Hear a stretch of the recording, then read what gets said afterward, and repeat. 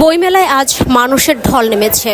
আসলে আজ শনিবার হওয়াতে ছুটির দিন, মানুষ তাদের পূর্ব প্ল্যান করা থাকাতে আজ প্রচুর মানুষ বইমেলায় এসেছে। তবে আজ সকালে শিশু প্রহর না থাকাতেও মানুষের সমাগম বেশি হয়েছে, কারণ শিশু প্রহরে আসলে শিশুদের নিয়ে একটি প্ল্যান অনেক বাবা মাই করে থাকেন বইমেলায় আসার ক্ষেত্রে। আর আজকে আসলে ঢাকা বিশ্ববিদ্যালয়ের একটি পরীক্ষা থাকাতে শিশু প্রহর ছিল না। মেলা শুরু হয়েছে দুপুর 2টায়, তাই দুপুর 2টার পর থেকেই অসংখ্য মানুষ আজকে বইমেলায় আসে এবং অনেকেই বেরিয়ে গেছে। যারা শুরুর দিকে এসেছে তারা বেরিয়ে গেছে, এখন আবার যারা ঢুকেছে তারা হয়তো 9টা পর্যন্ত থাকবে। বইমেলা চলবে রাত 9টা পর্যন্ত। রাত 8:30টার পরে আসলে আর কাউকে ঢুকতে দেওয়া হবে না।